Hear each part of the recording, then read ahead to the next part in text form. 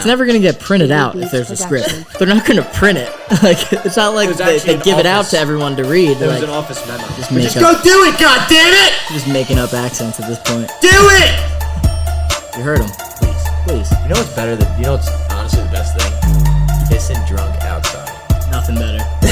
Just staring up into the stars. You're like, like I'm having a great night. Like, this is a fun time. Sometimes I prefer to pee outside than I do a bathroom. Oh. You think aliens are real?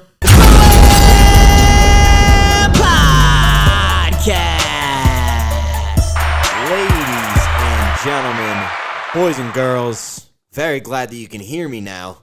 Yeah.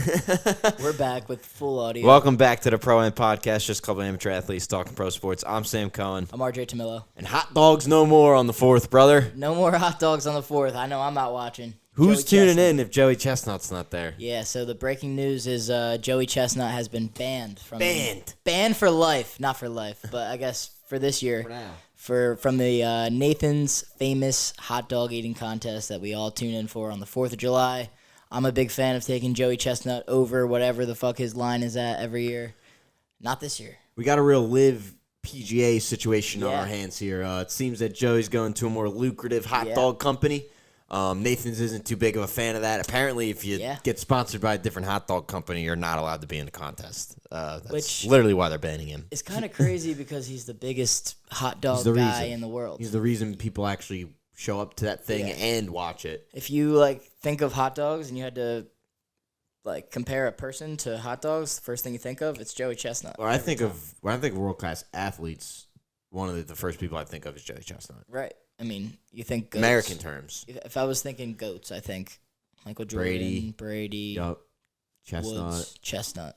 I mean, the amount of titles the dude has. Yeah, I mean, when there's a 30 for 30 about you, you're a legend. He's an athlete. It's a competitive competition that he competes in every year and dominates. Every athlete. Year in, year out. Athlete. They're legit. Isn't been another champion. I'd even go as far to say that you can call him an American hero.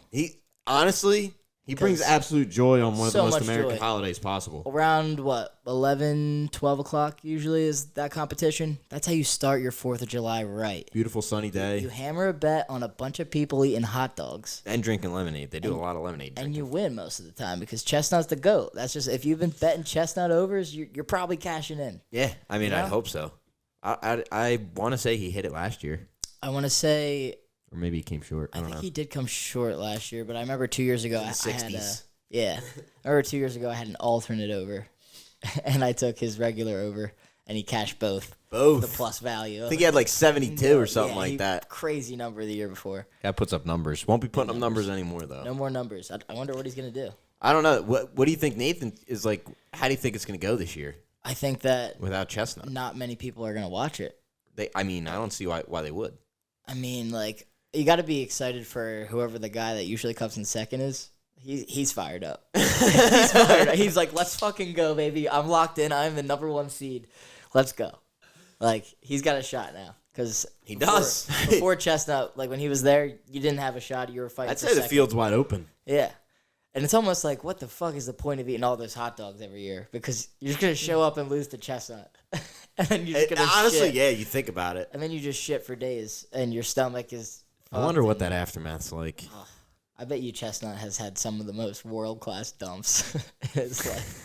Probably is taking a good shit or two. There's no way that guy isn't putting up horse dumps. He does a lot more than just dogs, too. He does a lot of competitions in general. That guy can eat. That guy can put down a head of lettuce. Speaking of that, I forget who was talking about it, but I was watching a podcast where they're talking about a recent competition that he did, I guess to warm up for this, but not anymore. He was at, I think, a baseball game, and he ate a bunch of pints of ice cream and then a bunch of fried fish consecutively in the same challenge, and he did it in 60 seconds. He ate 60 seconds? He ate a pint? 4 pints or something. In a minute? Yeah, something crazy like that. He apparently had wild brain freeze. I gotta find the clip of it. But he had crazy brain freeze. 4 pints of ice cream in a minute? Something like that. I might be off with the numbers, but it was a really low number, and it was a lot of ice cream and then a bunch of fish. Like a Ben and Jerry's? Yeah, like a Ben and Jerry's. 4 of those in 60 seconds. I think it was 4. It might have been a different number, but I want to say it was 4. In maybe it was 2 minutes. Dude, think about that though. Yeah. 60 seconds. Yeah. crazy. And the ice cream too. Like you get like brain freeze and like your coldest shit on your teeth and everything. Like fuck that. Chest is probably ringing cold. Yeah, but that's Chestnut. That's the GOAT. That's what he does. Shout out to him. Yeah, you can't blame him. Can't blame him at all. You think he eats a single dog this year on the 4th? I wouldn't if I were him. What if he's like at some other contest? That's what he should do. This new brand Create that his he's own? been, just call it Joey Chestnut's hot dog eating extravaganza, and have everybody that's Emporium. usually just have everybody pull up and do that, and everyone's gonna go where Joey is. Right? I would. I mean, all the advertisers and sponsors. I would. You want to make money? You follow Joey. Yeah, just go to Joey. He's the GOAT. He's gonna put. What that if he's in. just like a Guinness World Record, where he's just like, I'm gonna attempt to eat the most hot dogs in 5 minutes.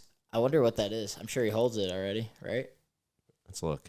Honestly, you might be dead on right. I If feel there's like, anybody that holds that record, I'm guessing it's Yeah. Joey's Chestnut. and I feel like if it's someone else that holds the record, we would have known that name in a competition. Probably. World record hot dog eater.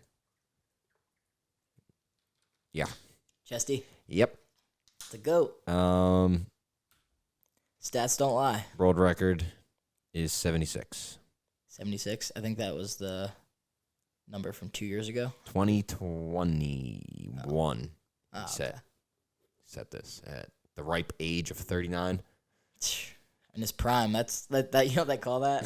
That's prime hot dog eating years. Yeah, I don't know there, what 39. I don't know what those ages revolve around. I would say your prime for eating hot dogs is probably between the age 35 to 42. How long do you think it would take him to do 999 challenge? You think way less 9 than dogs, 9 five, beers, 9 five, innings. 4 innings? An inning, honestly. An It all inning? depends on how well the guy can drink. You think he's a drinker? You think he can slam beers? I think he can drink liquid as good as he can eat a hot dog. I think he can. Yeah, he probably can just. If I had to put my money on it, I'd say he's a pretty goddamn good chugger. Yeah, I think I'd agree. Does he ever do the lemonade thing or no? He never competes in that, right? Probably not, because that's a lot of shit in one day. Right. Well, I think he can definitely eat 9 dogs. That I feel like he can do in a half an inning. Honestly, I feel like he was trying to. He can do that in 5 minutes. If he was trying to do Actually, it- he can do that in like 3 minutes. If he tried to do it as fast as possible, I think he could eat all 9 hot dogs within the first batter of the game. if he's just dipping all of the hot dogs in a pitcher of the amount of 9 beers, just dip it in that First batter. just dip it all in that, and then within the first inning or so, I feel like maybe 2 innings. I wonder what the average. 9 beers. All right, let's see what the average with the pitch clock. Average at bat time with pitch clock in the MLB. You're looking up average, how long each How long at-bat is? how long an at bat will take? Okay. And then we could Because it's 15 seconds, right? And it's not. They don't always go 15 seconds. They usually go half that. They usually go 7 Right. or 8. yeah, All right, so 7 or 8 times. Let's just do a standard 5 pitches. 5 pitches. Yeah. It's about 45 seconds. You think you eat 9 hot dogs in 45 seconds? be That's what that would be, right? It's a dog every 5 seconds, right? Yeah. Yeah. 8 seconds a dog it would be. Be pushing it, but I think he could easily. I'll phrase it as this: within the first inning, all the dogs are gone. Oh, I was gonna say half inning. Yeah. Honestly, the Half first inning, batter's half not. inning. I'd say the second by the second batter, he's probably done the hot dog. I think the dogs are done by the first batter, and then he just Beers for- will probably be coasting until like for an inning inning. 4, Yeah, I agree. and then he's done by the 4th inning. But if it's for like a timed competition, I don't know. He might be able to really just Do it all in the first inning. slam it all. Yeah. First half inning. I tell you what, if I had to bet it, I'd bet it. Whatever the Chestnut pro Chestnut prop is, I'm taking it. I'm a Chestnut guy. Who do you think think's like the Jared Favorite. Carabas Of hot bets? dogs. Like it would be like Joey's special, Yeah. but it would be presented by like Bill Simmons or something. Yeah, facts. Like Chuck or something. It's Charles Barkley guarantee On the Joey Chestnut. on the Joey Chestnut over. Let's get that going, Joey. 999. I want to see how fast that could get done He should. by Chestnut. That's what he should do on the 4th of July. Be like, well, I got kicked out of the competition. You know, my heart's A pretty YouTube sore, video, but bro, that would go nuts. as an American hero, I'm gonna do the 999 challenge when I watch this Orioles game. Easily 100 million American views on 100%. YouTube. I'm not even gonna question that. You just do live it. stream? I think he should do a live stream. That's a lot. 999 challenge. That's a lot for that. That means people got to be on top of that. Yeah, but Honestly, people would probably tune in. that'd be pretty cool. I'd tune in. I would. Speaking of tuning in, though, tonight. What do we got? Well, tomorrow night, but technically in our Pro-Am world tonight, Right. the Game 3 of the finals will happen. Celts are up 2-0. Celts up 2-0. Looking good so far. Playing exactly the way I want them to play. Great team basketball. Forcing Kyrie and Luka to guard, making them real tired on the defensive end. It's clearly showing for Kyrie on the offensive end. Luka's going to get his buckets regardless. You were saying that earlier. Yeah, like they're pretty much. I feel like their game plan was, Luka's gonna score. Let's just not overcompensate for him and just 1-on-1, do your best, and then take everybody else out of the game. Kyrie pretty much taking himself out of the game because he just can't hit a shot. And I mean, what a dumb statement to say after game one to say, I thought it'd be a little louder in there. I mean, if you really, if you want to get everybody off your back, that's probably legitimately the last thing you're going to say. Kyrie does a lot of the opposite of like what he actually says. You want to know why? Because he's a fucking petty little bitch. And he doesn't like to show it until there's times like this. And then he like subtly shows it by saying stupid shit like that, which is why I fucking hate you, Kyrie. And then he acts like people are like, Against him, yeah, but like you're bringing this shit on yourself, brother. Very subtly, like he's like, oh, like somebody mentioned something about the fans, like being in his head, or what's the crowd? On my like, head. Whatever. Meanwhile, there's literally videos of him staring at fans, going like this and stuff. And that's what I mean. Like he's interacting with the fans, like don't look really at mad. him. Like you're. Don't look at him. Yeah, I don't know. He's a bozo. He's a fucking hypocrite. That's what he is. Yeah. He tries to play the good card now that he's not in the limelight of like being on the bad side of the NBA. Right. Says all this fucking bullshit that I know he probably doesn't even mean half the time. Yeah. And then goes out and does that shit. I feel like he's just, I don't know. Like everyone talked about Luka and Kyrie as like the best backcourt of all time going into this. Yeah, this Derek finals, White and Drew which is Holiday crazy. look tremendously better than them right now. Yeah. They're not even our best players. I think everybody was a little ahead of himself by saying that because, I mean, you should have known too. Kyrie now 0-12 going into Boston. So like, just in general, not even going in. Yeah, you gotta kind of expect like you need like 30 for Luka, 30 for Kyrie for the Mavs to even have a chance. I mean, at this point, the Mavs now have to beat us 4 times in 5 games. Right, and that is not happening. That's what I mean. It's more likely than not, they're not going to beat us 4 times in 5 games. And also, Luka is just like a shell of himself. I mean, he's putting up his numbers still, but he looks like he's injured as fuck. Like, well, he's wrapped up in bro. the beginning of the game. We're doing exactly what I wanted them to do. We're attacking him so much on the defensive end that it's wearing him the fuck out. Yeah, he's gonna have good offense. He's gonna get worn out by the end of the game. He's gonna be burnt out, and he's gonna be all bruised up. And that's what I fucking want. And that's when they need him to close in the fourth. Situations like that. Like earlier, like there was a situation in the game where Jaylen Brown fouled him on a drive, but he fucking fouled him, and I loved it. I was like, if you're gonna foul our best player, you fucking foul him. You don't make him feel. You don't make him not want to come back. Exactly. You foul him. So like fucking hit him right in the back, got him on the ground. I was like, good. I was like, I don't even care if he makes both. Let him make both for all I care. I know that he felt that hit He's though. Also missing some free throws in this series. They all too, were the other game. A lot of them were. Also, like Celtics won by 7. And I think we made 4 shot threes. 25% from 3. I think we made 4 or 5 threes out of like 40. Yeah.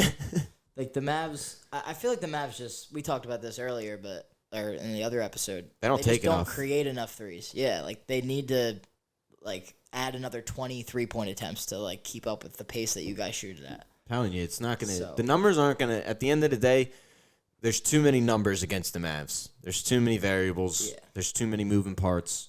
It's ridiculous. I mean, and as a fan of the team, it's like I fucking love every second of it, but I know it's going to come with a bunch of fucking bullshit after the fact with it. So I'll be ready for that. Yep. I honestly, I think this might be a sweep at this point. I don't know. We'll see what happens in Dallas here. Cause it's the most important game of the series. Very. But it doesn't look like, I don't know. The Mavs have given everything they had, and they still haven't really looked like they've been really ever close. It looked close at certain points. It never felt close. And to be honest, if they don't win this one, they're screwed. Yeah, 100%. Now's the one to win. Yeah, you have to win both at home. To even make it a series. Yeah. not to make it close, to make it an even series and all. The way Kyrie plays in Boston, like you gotta assume that he'll win one there if you're lucky. But I mean, you have to assume he's gonna play better. Yeah, right. To assume he's gonna play worse, you're kidding yourself. He'll definitely be playing better in Dallas, but they will as a team too. I think they're gonna play tremendously better as a team in Dallas. Right. I think. I also think at this point, a lot of the finals jitters are kind of washed away. Mm-hmm. Games 1 and 2 happened. It's over with. Definitely.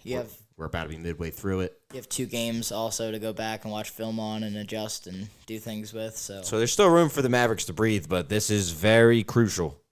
Big time. Very crucial. I agree. Another thing I want to talk about is when were you not allowed to have a superstar on a team that's really good that happened to win 64 games within the year, by the way, that doesn't have to score 40 points every single night for you guys to win. Those are the bad teams last time I checked, with guys that can only score 50 and barely get a win out of their belt. Agreed. But apparently you're not allowed to lead in every other offensive stat while almost averaging a triple-double in the finals. But, you're not efficient enough. You don't show up in the playoffs. When the paint absolutely collapses on you every time you drive because you're the main focal point of the other team's defense and you have to dish it out. And then you have more assists in the first half than the entire team that you're playing does in the first half. You're still not good enough, apparently. I assume you were talking about Mr. Jason Tatum. Yeah, I'm sick and tired of it, but at this point it's just comical. Yeah, it doesn't make sense. A lot of it's not really making sense. You know what Colin Cowherd said? What did he say? He said... He's a clown. But I hate I can't believe he actually said this, too. I got to pull it up. Where's my phone? This is before I even heard what he said. I just don't like Colin Cowherd. Not a fan. I don't know where my phone's at. But he said something along the lines of Brad Stevens getting more people because he knows Jason Tatum can't get it done. That's why something along the lines of that, of why he made the moves he did. Or he's a GM in the NBA who wants to improve his roster. Yeah, I mean, we're talking about a guy that made a trade in the offseason. We gave away Marcus Smart, right? Danilo Gallinari, and Mike Muscala. That's it. The only 3 things we gave away. Not even a draft pick. Not a single draft pick. Not only did we ask the Wizards for Kristaps, we also took 2 first-round draft picks from them. Yeah, I saw that the other day. Which doesn't make any sense whatsoever. I can't believe that was a real move. It's a fluke. And we gave away Danilo Gallinari, Mike Muscala, and Marcus Smart. Yeah. And I feel like, obviously Marcus Smart's still a good player and plays good defense, and he's just on the Grizzlies, so you didn't hear as much about him, but, you traded him at, peak value. Oh, by far. Not even close. Value. Coming off a finals appearance, coming off a depoy. Yeah. If there's any time to get rid of the guy, it's then. And I love the guy to death, and I pray to God he comes back and plays for us one day. And Brad said doors always open for him. I'm sure he will. So I'm sure on the tail end of his career, he's going to come back and have a little farewell tour with us. Right. Because the door's always going to be open for him. But I mean, the fact that Cowherd said that is just it's comical at this point. It's like reaching for the stars. It's like you don't even know what else to say. That's how Let me just pull this bullshit Tatum out of my back pocket. It's everything. Yeah. It's because they're just waiting for him to win a ring, and once he wins a ring, guess what? Everyone will shut the fuck up. Right.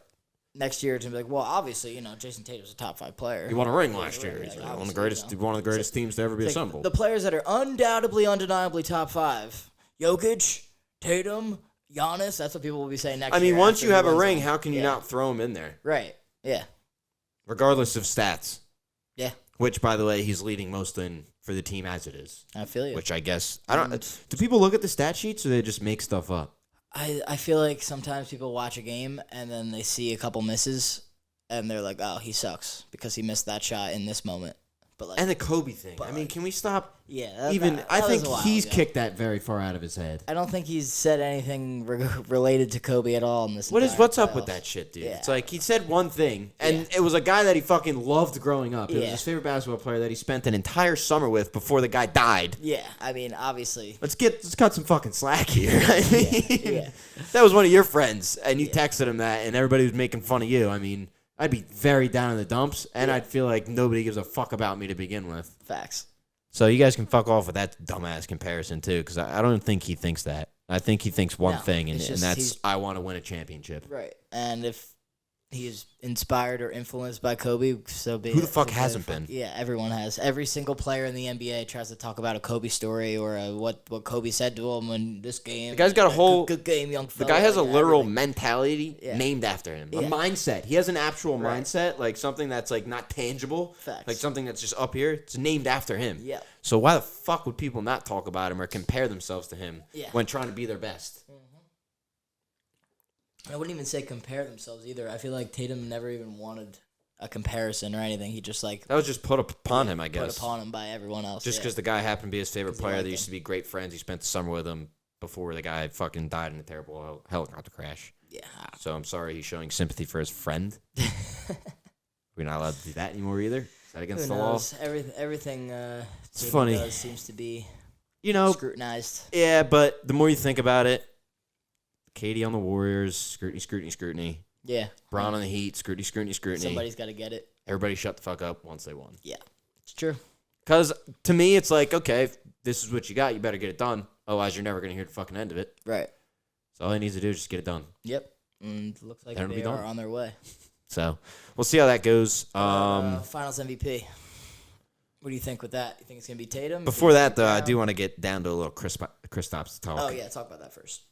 Some rare, the fact that every single reporter and their mother is typing the word rare is just putting everybody on edge. Right. Day to day seems optimistic to me. Yeah. And I'm going to let the actual professionals do their job and wait until they make a decision because as of right now, Kristaps says, unless a doctor tells me I'm not playing, I'm playing. Yeah. So, he literally to me, out there, right? That also tells me that he's not in as much pain as people think he is. It just happens to be that he had a rare spot in his foot that he injured. It's not like foot injury. It's a. They said, it's something. It's got like 700 names. Interesting. But it connects a tendon to something, and it's like partially torn. But like he's walking around normal. He's talking like he wants to fucking play, and everybody on the roster, coaches included, are saying that he's doing everything in his power to be able to suit up for Game 3.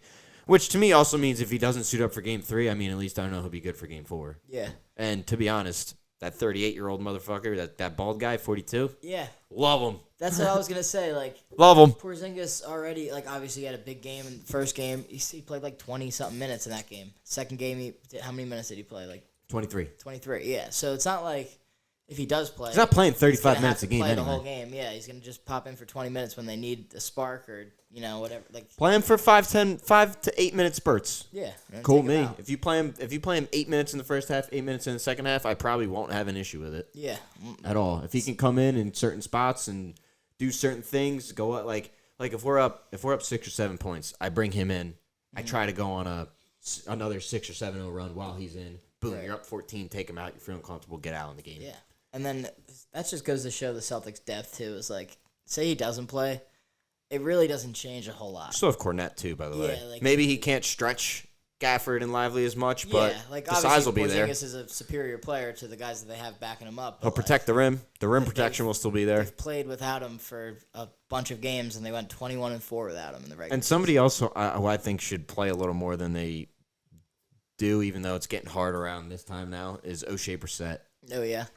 To me, he's on the team. he's a create chaos guy, which I fucking love those guys so much. Yeah. Just go in there, create chaos, work your ass off on defense, rebound the fuck out of the ball. It's a good option. He does it every time he comes in, and he'll leave skin on the floor. Those are the type of guys I want on the finals. Has he played in either of these games? He hasn't played in any of the finals games, but he played in multiple Eastern Conference Finals games, and he didn't play bad. But that was mainly because he was on the Pacers the year before that. So if there's anybody to put in at the current time to try and slow him down or something defensively, it's probably him, just because he knows most of those guys over there. It's a good guy to have for a situation where, say, you go down like 10 or 12 or something. Just bring him in real quick and just have him cause chaos and run around and change the pace and flow of the game a little bit. I love a guy that just you can say, go fucking turn shit around. Go fucking create chaos. Go in there and just make it a mess. Go steal the ball. You want to look sloppy? Look sloppy. I don't even care.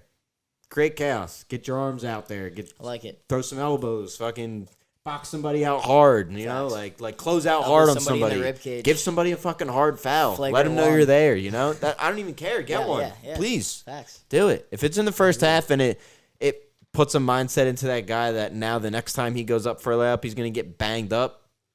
He ain't going up as strong, I'll tell you that much. That is going to look for a foul, and they're not going to give him one because he's going to be looking for one. Something that gets lost in the modern NBA is that just the hard foul of keeping people out of the paint. They don't realize what it actually does, and what it does is the next time that guy goes up for the layup, he's going to be looking for whoever the fuck it is that fouled him last time and make sure. And then that just distracts you as it is. Now you're not paying attention to your layup. Yep. So, but we'll see how that turns out. Finals MVP, you said? Yeah, who you got? Right now, I still have Tatum. I still have Tatum as of right now. Averaging 17, 10, and 9. So, I mean, solid. Defensively, he's been pretty goddamn locked down defensively. Mm-hmm. I'd probably have JB right behind him. I'd agree with that. Based on his scoring. And then third. As of right now, I mean, probably say Drew. It's only been 2 games, so you probably got to give third to Drew Holiday, maybe even second. Because he had a 26 last 26 game. points, 11 assists, I believe, or 11 rebounds, something like that. Yeah, 11 26 boards, and 11. 26 points, and then... He's a point guard nonetheless. First game, what did he have? I don't think he had a lot of points, but he did a lot. Did a lot of ball movement First stuff, game, defensive. 12, 8, and 5. What JB had the first game? JB had 22, 6, and 2. And Tatum? Tatum had 16, 5, and 11. Yeah, all right. So they're all pretty much, they've been on the same kind of wavelength the whole finals. Yeah, I mean, everyone's contributing kind of equally, if you ask me. Like, Porzingis was kind of the most important player of game 1. Almost. He has 5 blocks in the NBA Finals right now, and I think the Mavericks as a team have 3. So, I mean, like, game 1, he comes back, scores 20-something, 21, and... How about that Breen call? Yeah, this guy's a great... One man to beat, but it's a 7-footer! That shit cracked me up. One man to beat, but it's a 7-footer! That was a classic Mike Breen call. He just knows when to throw stuff in like that. It's He awesome. What is your most memorable Mike Breen bang? What do you think? Ray Allen. Yeah, I'd say that. Yeah, that's probably number 1. Bosh, the rebound, back out to Allen. Bang! I feel like the other one that pops into my head that was just like a random game was just that Steph Curry game. Half quarter off the bank. Were you there? That was a double bang. We were at Buffalo Wild Wings when that happened. I don't know. Because I think I was. I know it was a double bang though. 1 of 8. I remember. All I remember was Dimitri was there. So then I shout out wasn't Dimitri. there. No. Nope. Yeah, but I was. I think maybe Aiden was there too, or Jules. I don't know. Somebody was there, but it was a bunch of us were watching the game. I remember I had a Steph Curry T-shirt on when he hit that, and I was like, fired up. Yeah, no. That was a double bang. That was a double bang. That's probably my favorite Breen bang. The 2. Or there's a really good one, and it's gonna pain me to say it. It's when the Knicks were playing the Bulls, I believe. They were down 5, and Melo hit 2 back-to-back threes. Yeah, I remember that game. Yeah, exactly. I forget. Second one was on the right wing. Yeah. Yeah. They were both, I think, in the same spot. I think they're both there. And he did that stupid fucking triple threat shit where he stares into your chest for 45 minutes. Facts. And then you're like, are you going to move? Are you going to do anything? And then just at the flash of a lightning, he's already in a shooting position. That was a good one, though. Guy. I loved Melo. Because he goes, Carmelo for the 3, bang! And then he gets the ball back and he goes, Carmelo again, bang! I was like, all right, that was pretty electric. Yeah, can't beat it. Fuck the Knicks, though. But, yeah. What else we got? I feel like there was something else popped into my head. Dan Hurley. Yeah. You know, honestly, unfortunately, I'm not like, I never really looked too much into it because I figured that he wasn't going to go there. I saw no rhyme or reason. Why would he leave? Yeah. There's so many variables that involve it. Yeah. And the biggest one is the one that he mentioned, which I didn't even fucking realize, is like his family. Yeah. He's always been on the East Coast. His wife's from the Northeast. Yeah. Kids probably all live out there. Mm-hmm. Probably had a house out there for years. Family's from Jersey. He was also probably never expecting to get offered the head coaching job of the Los Angeles Lakers while LeBron James is on the roster. I mean, for a first job to have to juggle being the coach of the Los Angeles Lakers and being the head coach of LeBron James. It's not worth it. Such a fucking headache. Mm-hmm. There's so many things that I saw as red flags for Hurley. Like the media just takes that and spins everything you say. That's one of them. First of all, 6 years for $70 million is kind of shit. I agree. Monty Williams is making more than that. Yeah, I thought they were going to he offer coaches more. he coaches the Detroit Pistons. Yep. So that's kind of shit. I don't think. I mean, they were talking about offering some massive long-term contract. I thought it was gonna be some record-breaking contract that no one's ever seen. 8 years, $100 million, something That's like what I that. thought, which I thought he would be dumb to decline. Number 2, it seems like the Lakers sign every coach they own for 6 years, and then they end up firing him after 2, which I just completely don't understand. Yeah. Another thing. I don't know how many games you usually coach in college basketball season, but it's probably half of what you coach in an NBA season, so he's not used to that. Another thing, that guy needs to have his fucking hand on every little thing that goes on within his program or team or whatever it is. Yep. That ain't happening. And you're on crack if you think that's happening. That guy's going to talk about the ego. First of all, he's got an ego himself, one, that he's going to have to keep in check. Mm-hmm. 1. 2, you got fucking LeBron James and Anthony Davis as your 2 best players on this, the debatably second or first most remembered franchise in the goddamn league. Right. Or in sports in general. Right. To be thrown into that for your first time doing that stuff. Also, I heard that his practices are like crazy. He's a college coach. He runs crazy. He's a high school college coach. He needs to control every aspect of. I guarantee that guy's practice sheet is a minute by minute timestamp of what they're doing and it could be in the 14th minute, 35 seconds, and 42 milliseconds. We're doing this. Yeah. You ain't doing that in the NBA. You kidding me? I feel like it just wouldn't have worked out with LeBron, although LeBron was like very much like hyping him up a lot, talking with JJ Redick a couple times I saw some clips of. But like he's a great college coach, yeah. But like that doesn't always translate, you know? And here's the thing, he's a very methodical X's and O's guy. Right. And I personally I don't think that ever works in the NBA. At being an X's and O's guy? I think the good coaches are the matchup guys and motivators. Yeah. What can I say? What can I say to you? Week. Exactly. What can I say to you? A lot of fire up your ass, right, to get you to go play better. Not let me draw this fucking methodical play up that probably none of you really want to run because you all know what you want to do anyway. Yeah, and you got to have both too. Like if you are an X's and O's guy, like you still have to be able to motivate a team and have the respect of a bunch of grown. Which I believe Hurley can do it. Yeah. But do I think he leans more towards the X's and O's side? Most definitely. 100%. Most definitely. I think he can motivate a team. Which bodes better for you in college. Way better. Yeah. Because you have way more control over the players. They're going to listen to every fucking word you say, otherwise you're just going to sit their ass. Facts. Whether they're getting paid or not, you don't give a fuck. It's not like the NBA where it's like, I'm making hundreds of millions more than you. If you think I'm sitting right now, you're on crack. Seriously, though, it's like if AD's playing bad, but there's 7 minutes left in the fourth, AD's going in the game. Right. He's not gonna he ain't sitting down. He's not going to, just because he's shooting 1 for 13 from the field, guarantee he checks his ass into that game. If you're on Darren Hurley's team, you're probably not checking into that game. Yeah. You're probably sitting your ass on the bench, and he's probably trying to send you a message, which is just too many things that are going on. I think you guys just need to get JJ. I agree. I've been saying that I think for a while. JJ is the best move. I think he's the easiest. I think he's the one with the most experience. I think he's ready. I just feel like he's one of those coaches that you could just toss into that spot, and he's perfectly fine just sitting back. Right. Honestly, he reminds me of Steve Kerr, if I'm being completely honest. Exactly. That's what I was going to say. Like, Steve Kerr was a guy who knows the game. A smart basketball player, very smart. He shot the three. That was his specialty.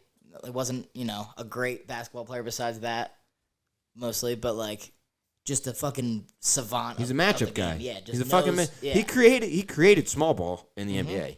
That's true. Based off matchups, because he knows who's better against too. I mean, you can listen to JJ Redick talk with LeBron on his podcast, and it's fucking crazy how much he just knows sounds like they're everything. In a timeout huddle, literally, or they're in a film room. It's like actually really just fascinating to listen to him talk about basketball because of like how that's why they did it too. He can articulate like a play, like breaking down a play, like it makes you just completely understand what's happening, and like they break down all the wordage and all the verbs that are being used. Like it just makes so much sense when they explain it. And it's like having that as your coach, like for a young guy, I feel like would be just the perfect thing.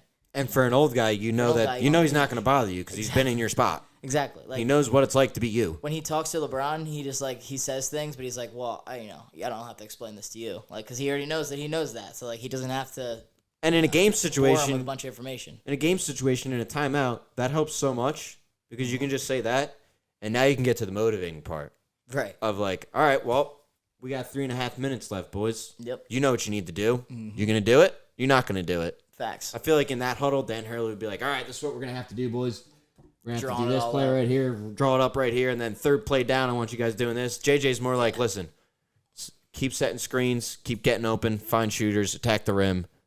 You got to be better on defense. You got to light a fire up in your ass. You got to do something. You can also, he can relate it back to his own NBA experience. He can relate it to a specific play or a game that he was in a similar situation or something like that. Be like, oh, this was the result here because we didn't fucking close out all the way or whatever. Not to mention, I think JJ would be phenomenal working with the refs. Yeah. In terms of talking to them and just kind of understanding where they're coming from and where he's coming from. Easier to do that as a I feel like player. he's a great buffer for that. Yeah, definitely. Great buffer, which could help you in the long run. Yeah, because sometimes, obviously, some coaches have different relationships with refs than others, but, same with players. But, once you have, gained a little bit of a relationship with a ref. They listen. Like JJ definitely has over the years. They'll listen to you a little bit. They listen.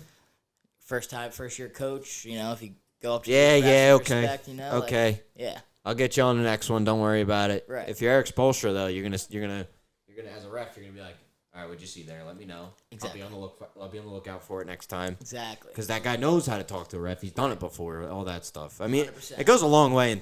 Coaching in the NBA is, I think, so separated from the actual basketball aspect of it. I think it goes way deeper than that, and I think it requires way more than just knowing basketball. Yep.